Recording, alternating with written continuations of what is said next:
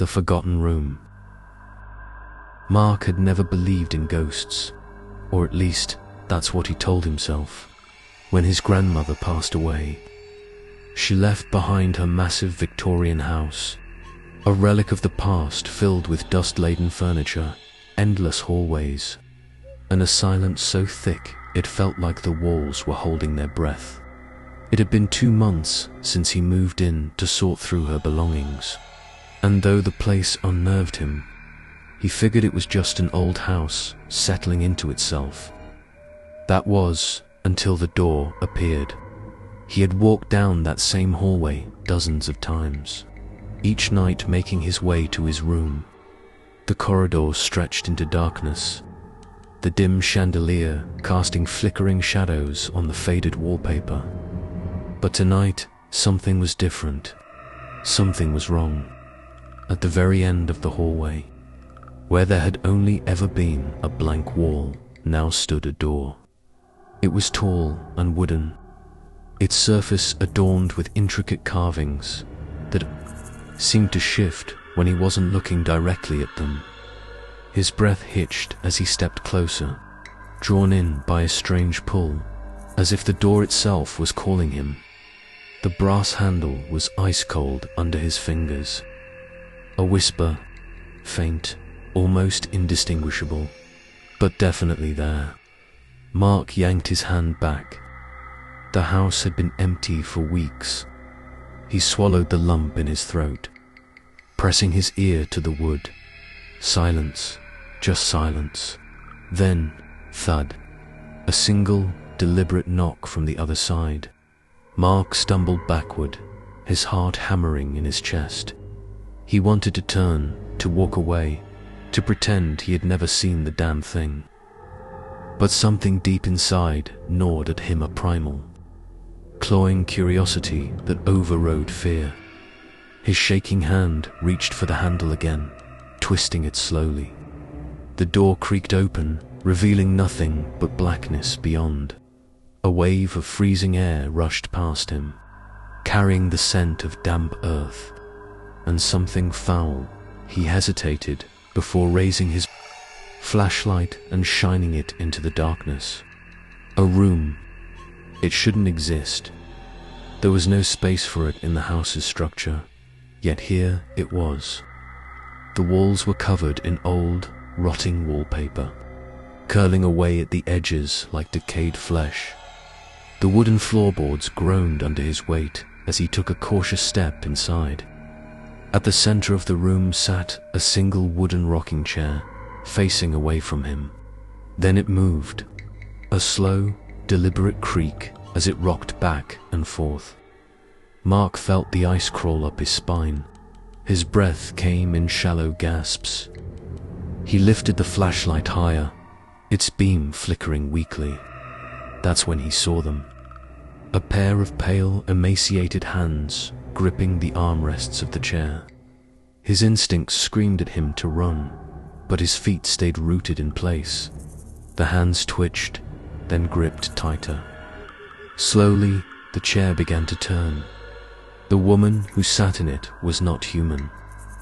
Her skin was too smooth, almost porcelain-like. Her wide, hollow eyes were devoid of pupils, yet they seemed to pierce straight through him. A thin, unnatural grin stretched across her face, splitting her lips at the corners. She wore a tattered dress, its fabric faded and worn with age. Her fingers twitched, like she was about to reach out. Then she smiled wider. The walls trembled. The wallpaper pulsed, as if the very room was alive. A guttural whisper filled the air, echoing from nowhere and everywhere.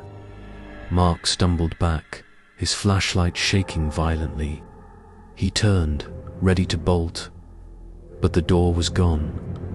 In its place stood a solid wall, covered in the same rotting wallpaper.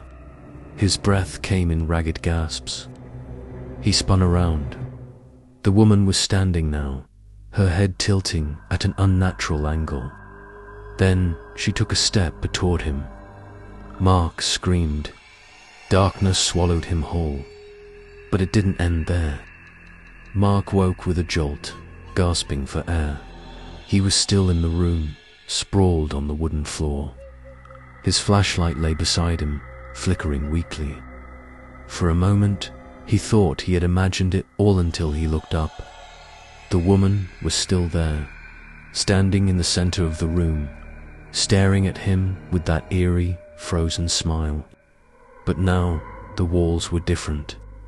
The wallpaper wasn't just rotting, it was moving, shifting in strange patterns, as if something was trapped beneath it, trying to claw its way out.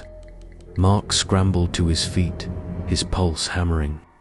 He turned to where the door had been, pressing his hands against the solid wall. A sound echoed behind him, not footsteps, but something softer like fabric dragging across wood. He turned slowly. The woman was closer now, her head tilted even further, the bones in her neck cracking as she studied him. Then she raised one pale hand and pointed towards something in the corner of the room. Mark followed her gaze, his breath hitching. A second door. This one was different, smaller, more worn, and unlike the first, it was slightly ajar, revealing nothing but darkness beyond. A choice.